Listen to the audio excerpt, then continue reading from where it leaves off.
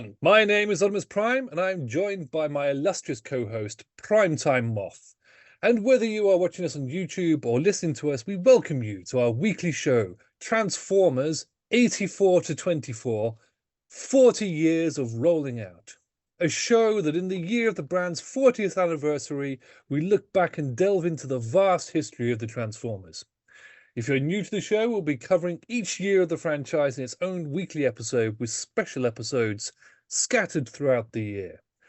We will mainly be sticking to the more Western coverage of each year and not solely focusing on the UK's releases of that year. We use TF Wiki as our guide to navigating, as this is widely researched, and then we don't have to do all of that ourselves. We also produce weekly mini episodes like Talking Robot Tuesdays, Retro Reviews, and Prime Time with myself, Oddimus Prime. So please like, subscribe, and turn on your notifications to ensure you don't miss anything on this incredible journey. Each week we're going to be discussing toys, comics, and media for that year. We pick our favourite toy of that year, and I will give a rundown of the Optimus Prime of that year, if there happens to be one. So come with us, join us on this fascinating reflection on 40 years of the franchise we all love. This week, we have reached 1988. Mr. Moff, how do you do? I'm very well, very well. Looking forward to our conversation about 1988. Yeah, it's a good year. We'll get on to why it's a particularly special year for me. And if you've been listening to previous episodes, this isn't exactly going to be a spoiler. But we'll get on to that a little bit later. So the usual sort of way of doing things is to look at the various sort of parts of the brand and have a quick talk about those. So let's start with the cartoon. So this year, it's a continuation of, in Japan anyway, they had a continuation of the Headmasters series that started the previous year, different to the US Headmasters, and also Super God Master Force started, but we don't really touch on those. Instead, we will focus on the amazing, absolutely bonkers weirdness that was Transformers Season 5. Moff, any thoughts on Transformers Season 5, the little-known 5th season of Transformers? If you'd asked me this a matter of weeks ago, I'd have been like, Simon, what are you talking about? It's only in the research for this show that I came across Transformers Season 5 and had my first experience and watched the movie done through it. And it is the most surreal and bizarre way to watch the movie, but there was something joyful about it because it's a film I've seen more times than I think I could ever count, but I got to see it in a new way, so there's kind of something fun in that. But why don't you tell everybody what we're talking about? Because some people, certainly I Yeah. was talking to somebody this week and they were like, what are you talking about? It's Transformers Season 5. And I sent them the wiki link because you have to see it to understand. So for those of you who aren't aware, Transformers did actually have a 5th season, 4th season being the very few episodes of Headmasters. The 5th season was basically reruns of other episodes, and most notably, the movie split into 22-minute episodes. Each of these episodes was introduced by an absolutely impeccably animated Powermaster Optimus Prime, who was either shown as a stop motion model or a giant animatronic head. And he was accompanied by a new character to the Transformers franchise, Tommy, a young, I don't know, 12-year-old lad, maybe, who used to sit on Optimus Prime's shoulder whilst his giant mouth thing moved up and down as he told his past, his history to this young lad. It was definitely a thing that happened. that not many people know about, No, and for good reason.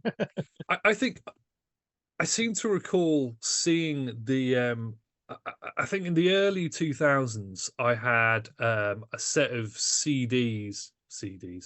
No, it would have been CDs. I think it was even DVDs with ripped like small file video files of all the Transformers episodes. And some of those episodes, they were ripped from all sorts of seasons, Mhm. but some of them had that intro thing out of sequence and completely Yeah. not making any sense. So that was my first experience with it, but I didn't realize it at the time that it was season 5. And yeah, it was lovely to see Powermaster Optimus Prime in live action. But at the same time, it was at best MDF and paper mache and not particularly well executed. But Let's be definitely, honest, you'd have that in your living room. oh, of course, with no question. Um, but yeah, it was it was bonkers.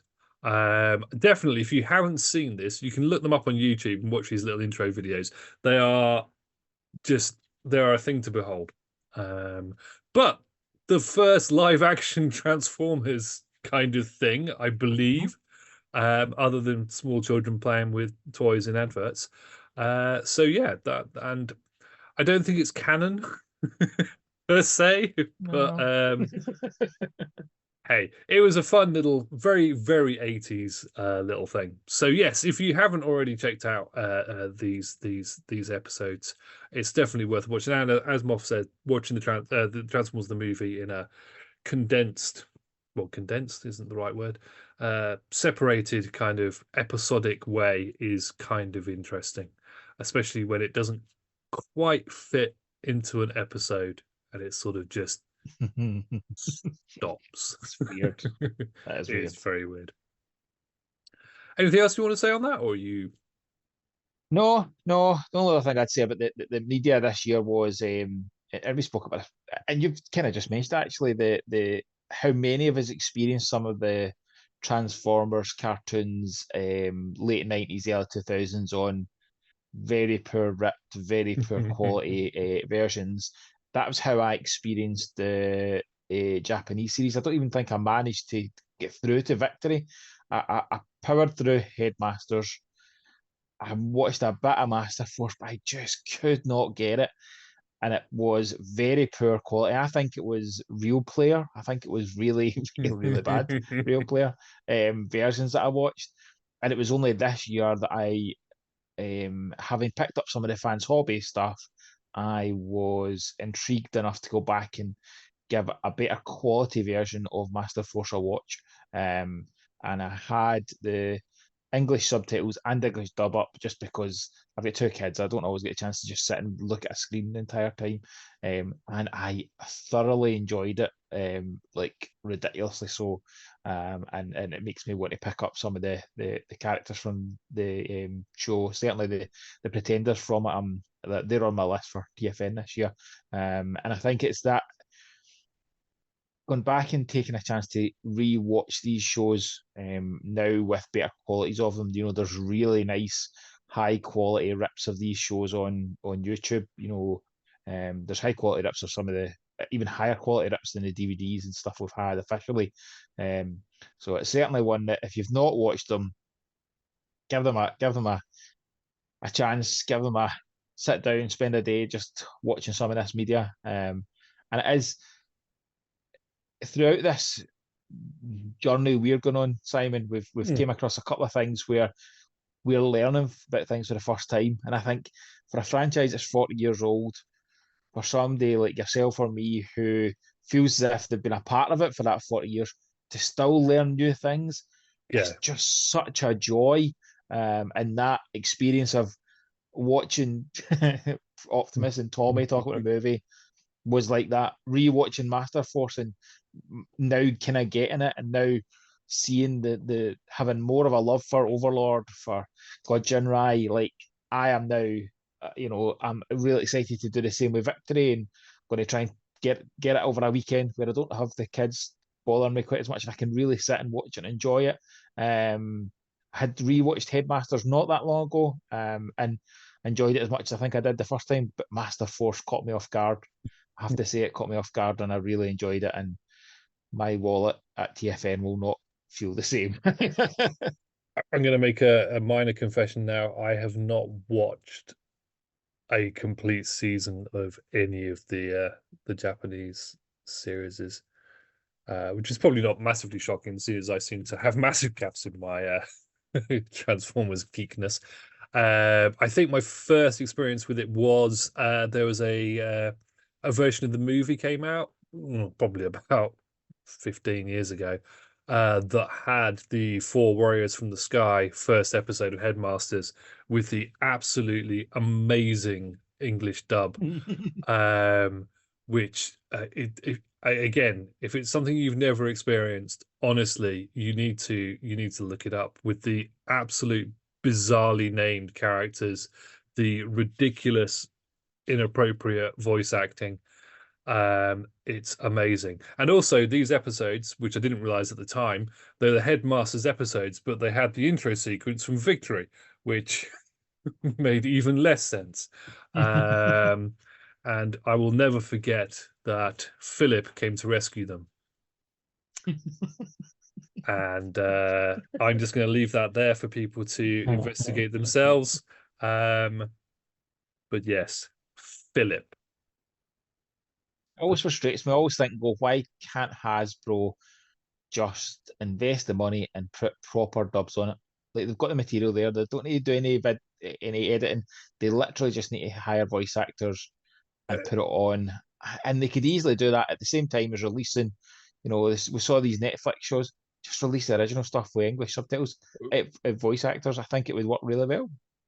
Yes, it probably will, but I don't think it's even that cut and dry. And also, you're sort of assuming that Hasbro will invest money into that, and we've already established in a previous episode that Hasbro don't even invest money in keeping an archive of their previous toys. So Oh yeah. perhaps that's that's a little bit allegedly. I'm going to say allegedly because this is based on a internet hearsay, but it feels pretty true.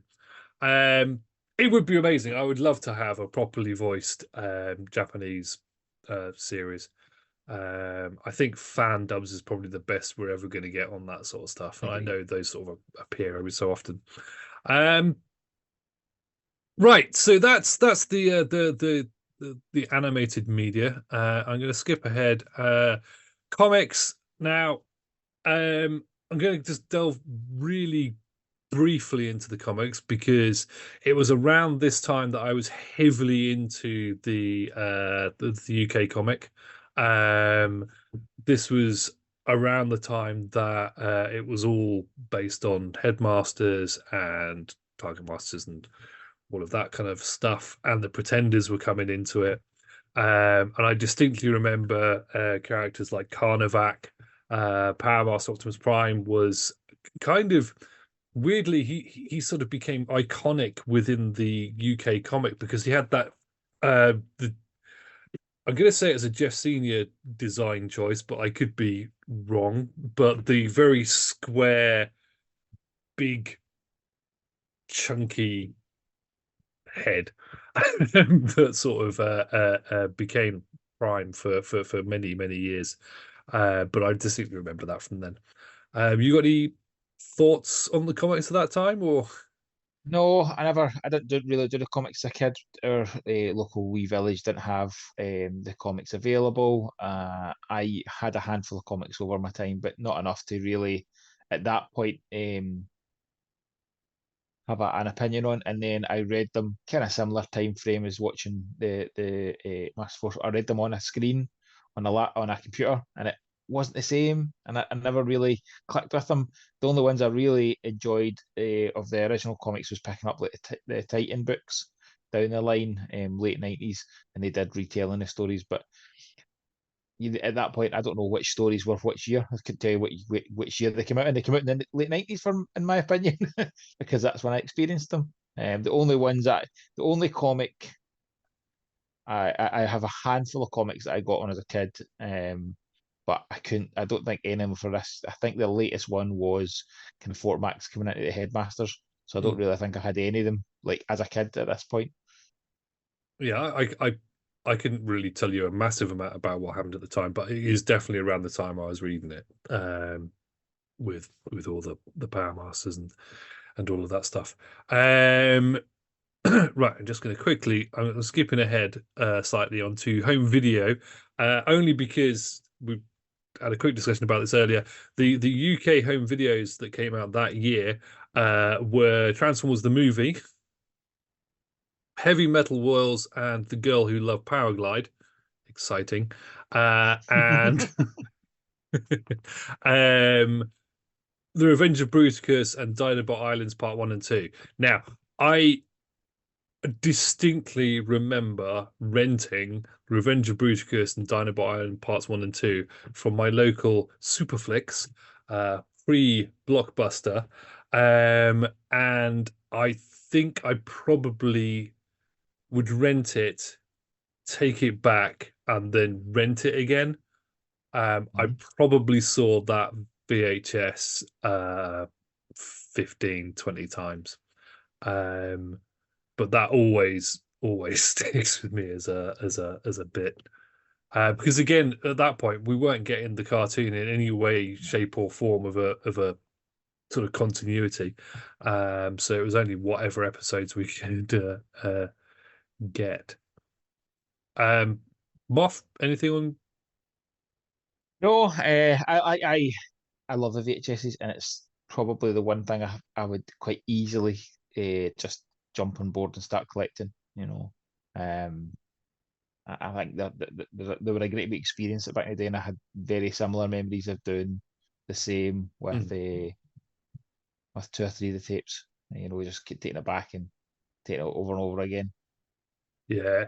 I remember our video shop had a couple that were on for rent, and then they had some to buy, and my parents refused point blank to buy any VHSs at the time because they were so expensive. Um, so yeah. Anyway, let's get on to the toys because that's what we really want to talk about, isn't it? Yay! Um, Yes. now, because I have a very obvious thing to talk about, let's start with you, Moff. What do you want to Oh, talk but about with the the problem is your obvious thing is my obvious thing. The only toy I had from this era in this time frame, and actually to be fair, the only toy I had post movie toys, other than a few Micromasters, was Powermaster Optimus Prime, and I had not fell out of Transformers. It's just the aesthetics of it. I liked the original kind of season 1, 2. The more that kind of diaclony look, that's what I liked as a kid. So other things appealed to me more, but Powermaster Optimus Prime was the exception that made me be like, oh, look at this new big Optimus Prime. I need to have this. I don't have my original anymore. I have my original High Q still. But what a toy. I just remember just being so impressive and so like the original Optimus Prime's a great Optimus Prime, it really is. There's something special about Powermaster Optimus Prime. I loved it, absolutely loved it. You know, I don't want to say bigger's better, but certainly in this case, I think bigger was better. um, okay, right. I'm gonna tease and hold back my thoughts on Powermaster Optimus Prime, and instead let's just have a quick rundown of what else came out this year. So we'll stick with the UK releases, and then we'll go and explore the other things. So we have the Sparkerbots, Fizzle, Guzzle, and Sizzle. Who Moff and I had a quick discussion about earlier, and I wasn't sure which one I had. It wasn't Guzzle, it was either Fizzle or Sizzle, and even though we've already discussed this, I've already forgotten which one it was I had. It's definitely Uh, Fizzle or Sizzle. it was definitely Fizzle or Sizzle. I'm gonna have to look again. It was the car. It was the car, not Sizzle. It was Sizzle. There we go. I've looked it up. It was Sizzle. I had Sizzle, and he was great. So we also had the Seacons, Overbite, Sea Wing, Scalor, Snaptrap, Tentakill, and Nautilator. The Naughty later. possibly the weirdest named Transformer up until that point. I feel free to disagree with me on that one, but naughty later. Always. Firecon, Cindersaw, Flamefeather, and Sparkstalker. They were a great little. I think everybody has either had one or has definitely had Yeah. their mitts on one. They're just the simplest, most rubbish little things ever, but they sometimes spark and they were great. Paddy got one for my Jamie at TFN 2022, and that was the first time I'd ever experienced one, and I absolutely loved it. And so did Jamie. Like a toy that at that point was however many years old, 34 years old at that point, and Jamie was just like, "This is great." It just shows you actually, we said this, I said this before. I actually regret not being into these as a kid because they're just so much fun. Oh, Some of the definitely. stuff in this is brilliant. Yeah, no, I had got that right. Yeah, so and off from that we've got the double target masters that I had no contact with whatsoever at the time. So Landfill, Needle Nose, Quake, Quick Mix, Scoop, and Spinister. Most of which have in recent years reappeared in one form or another. I think since Generations, where you had Scoop turned up in the Thrilling 30s, I think. Yeah. Great toy. Yeah, it was a really good toy. And there might have been a Spinister as well then. I forget. No, Spinister was he not more recent? Yes, no, you're right. He was actually much more Again, recent. a great toy. Oh yeah, amazing, amazing. So again, we won't get bogged down on talking about how amazing the update versions of these have been. Then the trigger bots, they were cars that had button on the back and then guns would flip over. And if you had them in robot mode, the guns would also still flip over. They were great. My mate had Backstreet, who I really liked. He was an orange race car, a bit similar to Crasher from GoBots, similar sort of car. He was cool. Oh yeah. And just going to skip over the Powermasters for a second. There are Tricker Cons, Windsweeper, Ruckus, and Crankcase. Again, similar sort of deal. Quick Switch, the only six changer the UK got. I didn't even know that six shot existed until I saw three warriors from the sky or four warriors from the sky many years later. Yep. Same. Uh, Quick Switch was just an amazing, amazing figure. He had six modes, all of which slightly different.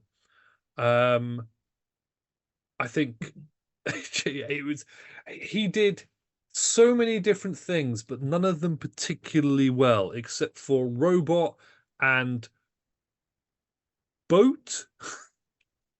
The little sort of it was a boat, wasn't it? Yeah. Yeah. He was Ish. ish. I mean, whatever. And then finally we'll get on to the Power Masters. So we had Darkwing and Dreadwind rather, who were not only amazing jets that were Power Masters, they also combined together to create a super combiner jet. You had Double Dealer, who is such an iconic toy, amazing sort of gimmick with him where you could have him as a Decepticon or an Autobot. Two Power Masters came with him, a Bat and a Dude. I can't remember what. Scar was the Bat, wasn't it? And the other dude. And he had that gigantic Bissarl that he was amazing. I loved him. I didn't have him until much later. I think I got him with a mate a few years later. And then we had Getaway, Joyride, and Slapdash. Getaway is weirdly how my best mate and I became best mates because he had him in his school bag and I saw him and we became friends because of that and a mutual love for the last of the Power Masters, Optimus Prime. Okay, so I'm going to very quickly talk about my love for Powermaster Optimus Prime. But first, I think we're pretty much done on everything else for 1988. Mr. Moff, what was your bot So of the I'm year? not going to go. If I went with what I had as a kid, I've only got one option. But I have picked up different bits at points thereafter. I had the Seacons reissue. I picked up a couple of bits. I love the Technobots. I thought the Technobots were great. Managed to pick them up early 2000s. Um, I had a double dealer, not a very good quality one. I'd like to get a better one at some point. But I love the colours in this era. I think if I was to say the one toy that I would love to have back, because I don't have any of them anymore, I've got a poor copy of Powermaster Prime, just because I picked up a junker last year. I would love the sequins back. The sequence took what I loved about the combiners and able to swap the limbs to a whole new level. And they were just, I remember getting them in the reissue and being wowed by them. My wife made me sell them as part of getting a wedding. I don't regret it, honestly. No, why would you? No, but I would love another copy of them at some point in my life. The colours just beautiful. In person, they just blew me away. Absolutely blew me away. So I think they're the ones I would pick because somebody else has picked what I would have probably picked originally. um, so yeah, very quickly, it's such a great year. There are so many figures. We haven't really even touched on the stuff that we didn't get over here, um, or even the Pretenders for that matter, which is an entire subline that we've completely not really spoken about. But And the line that that's I'm now, that's probably the line I've started to collect. Just slowly but surely, one or two at a time. I'm going to try and pick them up. Certainly after Master Force, I would like to pick them up. And I have I go for the fans hobby version of the Power Masters, and the Pretender shells, the original Pretender shells, still look stunning beside them, and that speaks volumes for a toy that I absolutely did not appeal to me as a kid, and I now think, oh, wow, these are absolutely brilliant. So yeah, no, absolutely. I was just having a look to see because we didn't actually have a separate UK catalog for yeah. 1988 that we had our hands on anyway. So that's why I got a little bit confused with the Pretenders. Anyway, they were also great. I didn't have any Pretenders. I didn't have any Pretenders at any point. I have never owned a Pretender. Huh. Have you got the Pretender Optimus? Just totally not this, but the exclusive BotCon or something, Nope, Collectors I Club. don't even have that. Oh, I I have have that. never owned That and Megatron were the very first Pretender shells I ever owned and experienced. I mean, my friend, he had quite a few of them. Just I didn't have any of them myself. But we can talk about those another time because now I need to talk about Yay! I'm totally up for this. I Powermaster love this. Optimus Prime. Gorgeous. He is and always has been my favorite Optimus Prime. I got him. He was my first Optimus Prime. I may have mentioned previously that my brother ended up getting the original G1 Optimus Prime, much to my chagrin. Um, I love the gimmick. I love the combined mode. I love the every mode is amazing on him. Okay, his base mode's a bit pants, but every other mode is amazing. He's such an amazingly stoic looking, gigantic, fantastic lump of square plastic that has the Oh, posability gorgeous. of a stone. You can literally move his arms, and that is it. That is all you can move in bot mode. I mean, you could do the splits if you wanted to, but there's really no point. Um, but yeah, he's just amazing. I love him. Around this time, I was talking to Moff earlier. My friend's dad went to Japan and he brought back my for my friend a drill horn from Leo Kaiser, and his instruction manual had all sorts of amazing things that we'd never seen ever before, and for years had no real clue of what they were. But one of those things was the God Bomber and the Godmaster Optimus Prime, as we'd mistranslated him as. But yeah, that was an amazing thing. And then when he was reissued, sort of in the early 2000s or late 90s, it was the God Bomber version. But anyway, yes, he is not only my favorite toy of 1988, but he is quite frankly my favorite Optimus Prime.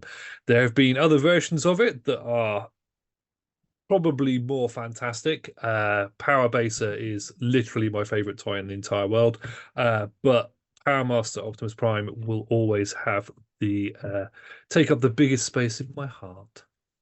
Anyway, That's why you should watch Master Force, because exactly. I loved it. I loved that toy.